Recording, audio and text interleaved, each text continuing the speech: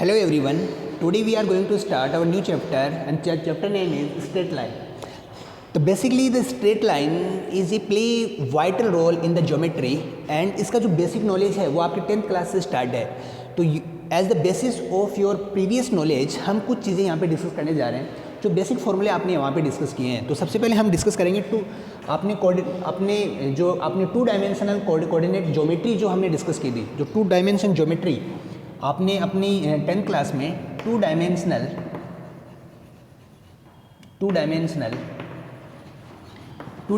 जो ज्योमेट्री आपने coordinate geometry या कोऑर्डिनेट ज्योमेट्री ले लो इसको आप, तो कोऑर्डिनेट ज्योमेट्री जो आपने वहाँ पे डिस्कस की तो बेसिक उसका हम डिस्कस कर लेते हैं.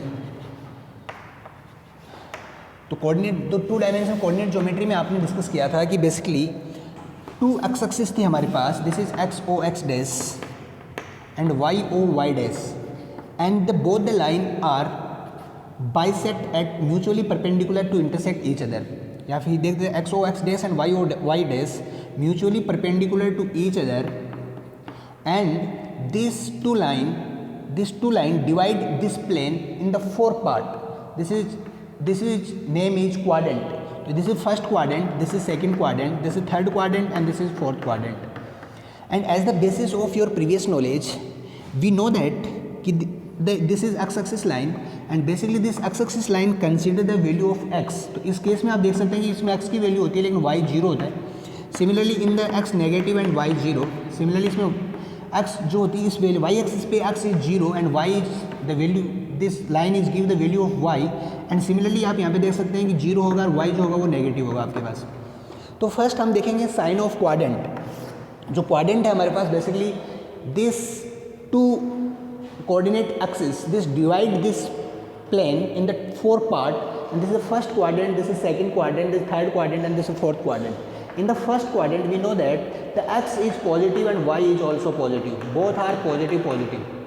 तो अगर हम डायरेक्ट देख सकते हैं कि अगर कोई भी हमारे पास, तो बेसिकली टू डायमेंशन ज्योमेट्री में हमने क्या किया था कि किसी भी पॉइंट को डिनोट किया था आपने, और किसी भी पॉइंट को जब आपने डिनोट किया तो वो आपने एक ऑर्डर पेयर में डिनोट किया था. This is order pair and this is coordinate. जहाँ पे आपने x को एब्सिसा कहा था, this is sir abscissa, y is ordinate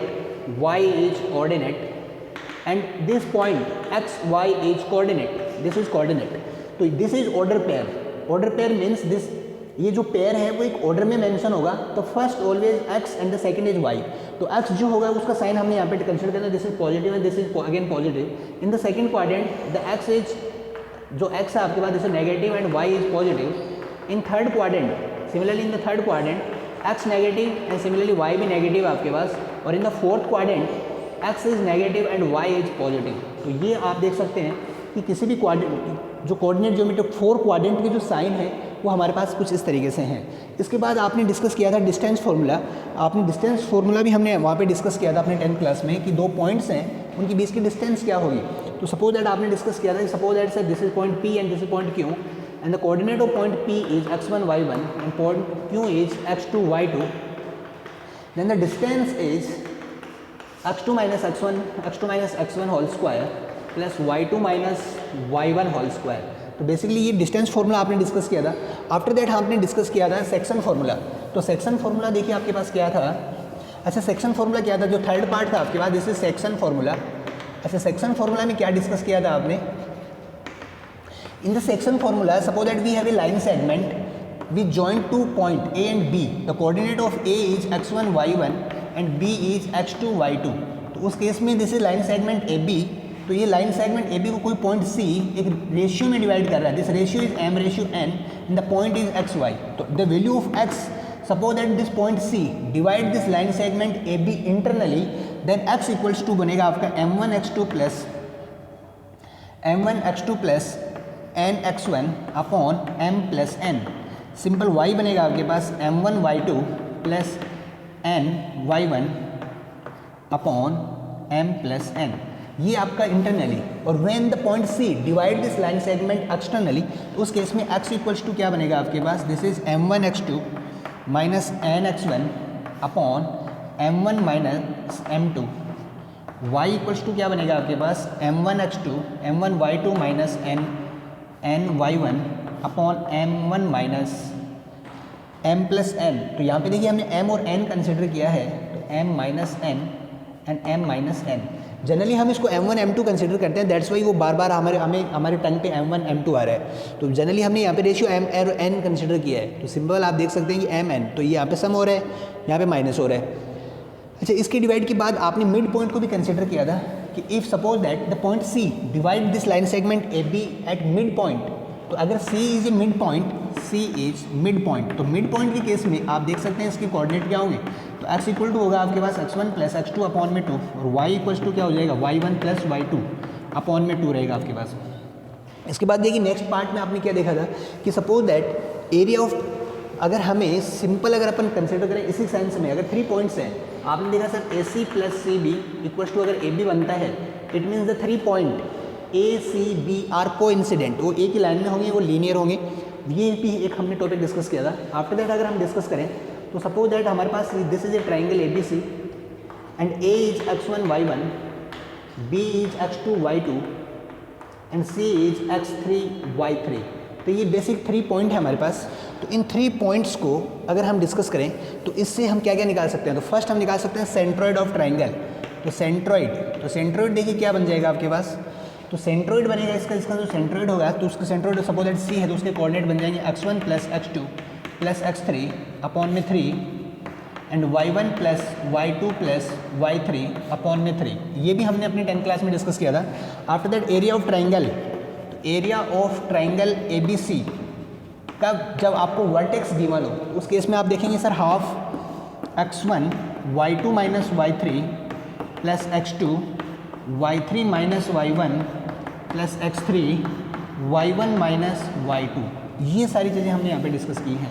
तो this is area of triangle. अगर मुझे किसी भी ट्राइंगल में 3 वर्टेक्स गिवन हो तो we can find the area of triangle using this formula. तो ये सारी चीज़ें हमने अपनी लास्ट क्लास यानी 10th क्लास की प्रीवियस नॉलेज के बेस पे हमने यहाँ पे डिस्कस की हैं। आज आपका टॉपिक है स्ट्रेट लाइन। तो सिंपली आज जो टॉपिक आपका स्टार्ट होने वाला है वो बहुत इंपॉर्टेंट टॉपिक है। तो सबसे फर्स्ट जो टॉपिक है आपका टॉपिक जो फर्स्ट है वो है slope of straight line, slope या फिर ग्रेडियंट ऑफ स्ट्रेट लाइन। तो सबसे फर्स्ट मेरे को यही डिस्कस करना है कि किसी भी लाइन का स्लोप या ग्रेडियंट क्या होता है।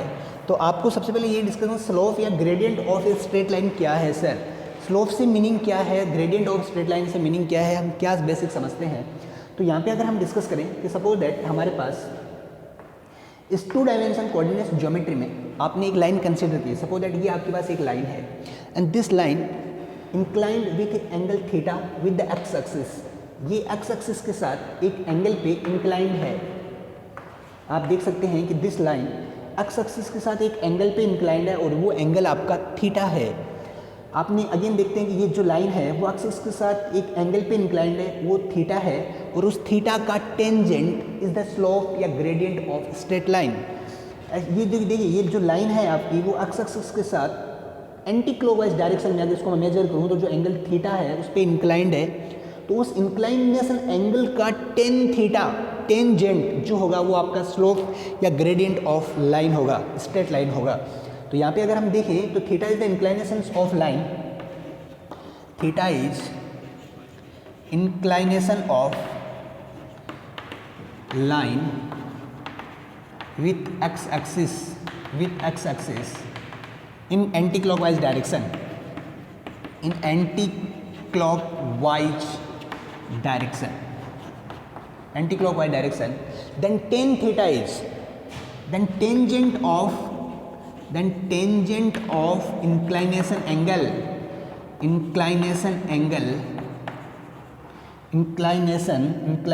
angle is slope या gradient of line, gradient of straight line। तो बेसिकली द स्लोप या gradient of straight line is represented by m और m इक्वल्स टू है टेन थीटा। देखिए सबसे इंपॉर्टेंट आपने यहाँ पे यही डिस्कस किया है कि theta is the inclination of line with x axis in anti clockwise direction. तो पहले मैंने थीटा को डिफाइन किया कि दिस लाइन वो थीटा एंगल पे एक्सिस के साथ थीटा एंगल फॉर्म करती है और इस थीटा एंगल का टेंजेंट जो है दिस इज स्लोप या ग्रेडियंट ऑफ द लाइन है, तो इस लाइन का जो स्लोप होगा वो है टेन थीटा। तो आपने यहाँ पे डिस्कस किया कि m इक्वल्स टू है सर टेन थीटा। अब हम सिंपली अगर डिस्कस करें कि कोई भी लाइन, any line makes to angle with the X axis, तो यहाँ पे आप डिस्कस करें दिस इज थीटा, तो दिस इज 180 माइनस थीटा, और उसका भी अगर हम 10 कंसिडर करें तो ये बन जाएगा 10, m अगर फाइंड करेंगे तो बन जाएगा 10 180 minus theta and it's become minus 10 theta. तो सिंपली आपने यहाँ पे डिस्कस किया कि sir this is acute angle and this is obtuse angle. जब हमारी लाइन एक्यूट एंगल फॉर्म करती है then the slope is positive and जब if the line makes the obtuse angle तो उस केस में the slope of the line is negative. तो बेसिकली हमने यहाँ पे दो हमारे पास पार्ट, दो कंडीशंस हमारे पास यहाँ पे अप्लाई होती हैं। द फर्स्ट केस जो है आपके पास वो क्या बना, suppose theta is acute angle, theta is acute angle, तो आप देखते हैं slope is positive. And second case when theta is obtuse angle, then m is negative, तो उस केस में m जो होगा वो हमारे पास नेगेटिव होगा। अच्छा, इसके साथ सेकंड केस देखिए, जनरली हमने देखा कि what is the slope and what is the gradient, तो basically we represent the slope represented by m and this is tan theta. It means हम थर्ड केस यहाँ पे अप्लाई कर रहे हैं, थर्ड केस कि the slope of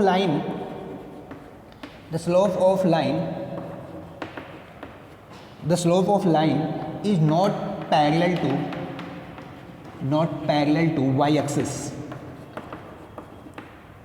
y axis के case में if a line is parallel to y axis then slope is not exist, या फिर मैं इसको ऐसे लिख सकता हूँ कि if a line is parallel to y axis then slope of line is not exist, उस केस में एग्जिस्ट नहीं करेगा। सिंपली आप देखते हैं m इक्वल्स टू 1090 और 1090 पे हमें मिलता है इन्फिनिटी, और आप जानते हैं कि कोई भी वैल्यू में अगर मुझे इन्फिनिटी मिलता है इट मीन्स वो जो प्रॉपर जिसकी हम स्टडी कर रहे हैं वो एग्जिस्ट ही नहीं करता है। तो उस केस में आप देख सकते हैं कि ऐसा केस हमारा कभी भी नहीं बनेगा जिसमें कोई स्ट्रेट लाइन इस तरीके से हो जो y एक्सिस के पैरेलल हो, y एक्सिस के पैरेलल मीन्स x एक्सिस के परपेंडिकुलर हो, तो ऐसा केस मेरे पास नहीं बनेगा। तो सिंपली आपने यहाँ पे टू केसेस को यहाँ पे डिस्कस किया है। तो हमने अपना टॉपिक डिस्कस किया कि slope and gradient of line हमने किस तरीके से फाइंड की। अब हमारा जो नेक्स्ट टॉपिक है वो हम डिस्कस करने जा रहे हैं, वो नेक्स्ट टॉपिक है आपका slope and gradient of A line which passing through two point. तो सेकंड टॉपिक देखिए आपके पास क्या है, slope of A line which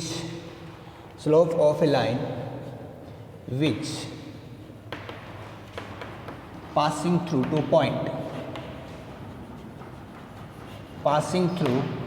two points.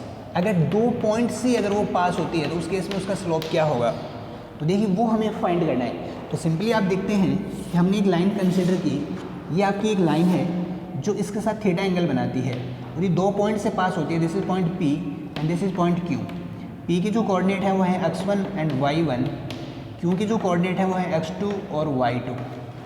अब आप सिंपल देख सकते हैं कि आप यहाँ से अगर ये पॉइंट P है तो ये डिस्टेंस जो होगी वो आपकी x1 है, ये Q जो है इसकी डिस्टेंस है वो है x2 है आपके पास। अगर मैं इसको यहाँ पे ज्वाइन करता हूँ तो देखिए ये डिस्टेंस जो है वो आपकी कंप्लीट डिस्टेंस, ये डिस्टेंस y1 है, ये भी y1 है और ये कंप्लीट डिस्टेंस आपकी y2 है। तो इस केस में देखें तो ये distance x2 in this is x1, तो ये बन गया x2 माइनस x1, ये डिस्टेंस है आपके पास। सिमिलरली ये डिस्टेंस y2 है, ये डिस्टेंस y1 है, ये डिस्टेंस y1 है, तो ये बन जाएगा आपके पास y2 minus y1, this is p q and this point is r। अब सिंपल देखिए कि ये लाइन और इस लाइन के बीच में दिस इज परपेंडिकुलर डिस्टेंस है, इट मीन्स ये और ये आपकी पैरेलल लाइन है, तो दिस एंगल इज थीटा, तो this angle is also theta. अब आपने यहाँ पे सिंपली देख लिया सारा, तो हमने मेंशन करने ये सारी चीज़ आप मैच कर सकते हो। ये लाइन है जो थीटा एंगल पे है, पॉइंट P जो जिसके कोऑर्डिनेट x1 y1 है, Q के कोऑर्डिनेट हमारे पास x2 y2 है। इस तरीके से फॉर्म करने के बाद हमने ट्राइंगल कंसिडर किया PQR। तो कंसिडरिंग ट्राइंगल PQR में मैंने ट्राइंगल कंसिडर किया, जो थीटा है वो टेन थीटा अगर मैं कंसिडर करूँ तो देखिए टेन थीटा, मुझे टेन थीटा फाइंड करना है, तो टेन थीटा होता है आपका परपेंडिकुलर अपॉन बेस। परपेंडिकुलर जो है वो आपके पास है QR, तो QR अपॉन बेस है वो आपके पास है PR, तो QR जो है this is y2 minus y1 और PR जो है वो आपका है x2 माइनस x1। तो आपने देखा कि सर जो स्लोप है टेन थीटा या m equals to tan theta equals to y2 minus y1 upon x2 minus x1 है आपके पास। तो देखिए बहुत ही सिंपल, बहुत ही इंपॉर्टेंट टॉपिक आपने यहाँ पे डिस्कस किया है कि slope of a straight line when the line is passing through 2 points. जब आपकी लाइन 2 पॉइंट से पास होती है तो उस केस में आपका स्लोप जो होगा this is y2 minus y1 upon x2 minus x1 होगा। इस केस में देखें तो this line makes the acute angle with the X axis. तो फर्स्ट अगर हमारे इसमें भी अगर केस अगर हम अप्लाई करें तो फर्स्ट केस आपने यहाँ पे डिस्कस किया। फर्स्ट केस क्या दिया कि the first case the theta is acute angle, theta is acute, तो आपके पास स्लोप या टेन थीटा जो है वो उन पॉइंट्स का y2 minus y1 upon x2 minus x1 है। तो ये फर्स्ट केस हमने यहाँ पे डिस्कस किया। Now we are going to discuss the second case. Second case is when our line is, our straight line makes the obtuse angle with the x axis. तो उस case में आप देखेंगे तो सपोज दैट आपने यहाँ पे इस तरीके से हमने कोई लाइन ली है, इस लाइन में देखेंगे तो ये लाइन जो ये एंगल थीटा है आपके पास जो ऑब्ट्यूज एंगल है, इस पर हमने एक पॉइंट P कंसिडर किया, दिस इज पॉइंट P, एक हमने पॉइंट Q कंसिडर किया, this is point Q। Point P की कोऑर्डिनेट है आपके पास x1 y1 and point Q की कोऑर्डिनेट है आपके पास x2 y2। This distance is x1, this distance is x2। तो ये देख सकते हैं आप, दिस इज x1, ये x1 है, दिस इज x2 है, तो ये x1 minus this is x1 minus x2 है आपके पास। अब सिंपली अगर देखें तो ये देखिए आप इससे अगर अपने ये परपेंडिकुलर ड्रॉ करें तो ये जो डिस्टेंस अपनी बनी this is x1 minus x2, तो PQR, तो ये भी आपके पास है x1 माइनस x2, ये डिस्टेंस है आपके पास। सिंपल अगर देखें तो ये डिस्टेंस है y2 और ये डिस्टेंस है आपके पास y1, ये y1 है, तो y2 कंप्लीट है y1, तो ये डिस्टेंस बन गई y2 माइनस y1, ये डिस्टेंस आपकी y2 माइनस y1 है। अब सिंपली अगर देखें तो ये परपेंडिकुलर डिस्टेंस है इसमें और इस स्ट्रेट लाइन में परपेंडिकुलर डिस्टेंस है, इसका मतलब ये होगा कि बोथ लाइन आर पैरेलल है आपके पास। ये एंगल थीटा है तो सिंपली आप देख सकते हैं this angle is 180 minus theta, तो ये एंगल भी आपके पास बनेगा 180 माइनस थीटा। तो अब देखेंगे अपने पास, तो आप सिंपल देख सकते हैं सर ये दोनों पैरेलल लाइन है तो इस पर कॉरस्पॉन्डिंग एंगल्स होंगे, कॉरस्पॉन्डिंग एंगल्स आर इक्वल। ये मेरा एंगल थीटा था, ये 180 माइनस थीटा होगा, क्योंकि आप देख सकते हैं ये line is stand on this x axis, that's why this is the linear pair, this is theta and this is 180 minus theta, तो ये बन गया 180 माइनस थीटा। अब इस केस में अगर मैं ट्राइंगल कंसीडर करूं तो considering the triangle PQR, considering triangle PQR। अच्छा सेकंड केस क्या ले रहे हैं, हम सेकंड केस ले रहे हैं the theta is obtuse. Theta जब आगे हमारे पास ऑब्ट्यूज एंगल है उस केस में देखिए consider triangle PQR, simple tan theta अगर फाइंड करें, टेन थीटा इक्वल्स टू होता है परपेंडिकुलर अपॉन बेस। यहाँ से हम टेन थीटा देखें तो टेन जो है वो 180 थीटा 180 माइनस थीटा है, परपेंडिकुलर जो है मेरे पास this is y2 minus y1 upon base जो है this is x1 minus x2। अब आप जानते हैं tan 180 minus theta this is minus tan theta equals to y2 minus y1, minus common लेंगे तो बन जाएगा x2 माइनस x1, ये आपका कट हो गया। तो टेन थीटा इक्वल्स टू क्या बन गया आपके पास, वो बन गया आपका y2 minus y1 upon x2 minus x1। यहाँ पे देखिए सबसे इंपॉर्टेंट क्या है, इस केस में भी टेन थीटा आपके सेम है, इसमें भी टेन थीटा सेम है। ओके तो यहाँ पे जो सबसे इंपॉर्टेंट जो एजम्पशन है आपका वो यही है कि सर आपका जब लाइन 2 पॉइंट से अगर पास होती है तो उस केस में if line passing through 2 point तो इट्स नॉट डिपेंड कि वो एक्यूट एंगल बनाती है या ऑब्ट्यूज एंगल बनाती है एक्स एक्सिस के साथ, बोथ केस में आपका जो स्लोप होगा ना वो सेम रहेगा। तो tan theta equals to y2 minus y1 upon x2 minus x1 रहने वाला है। तो इसी के साथ हमने जो दो टॉपिक, आपने स्लोप ऑफ ए लाइन यहाँ पे डिस्कस किया है एंड देन आपने डिस्कस किया slope of A line when the line is passing through 2 point. देखिए दोनों टॉपिक काफ़ी इंपॉर्टेंट टॉपिक हैं। तो सबसे पहले हम इनको थ्योरी पार्ट ही हम डिस्कस करने वाले हैं। थ्योरी पार्ट में हम समझते हुए हम आगे चलेंगे और उसके बाद हम देखेंगे कि ये थ्योरी पार्ट जो हमने डिस्कस किया स्ट्रेट लाइन की वो किस तरीके से हमें क्वेश्चन में अप्लाई करना है, वो हम अपनी प्रैक्टिस में बाद में लेके आने वाले हैं। तो आज जो हमने दो टॉपिक डिस्कस किए हैं उनको आपको एज ए नोट्स फॉर्म करना है और इसके नेक्स्ट वीडियो में हम डिस्कस करेंगे इसके आगे की कंडीशंस।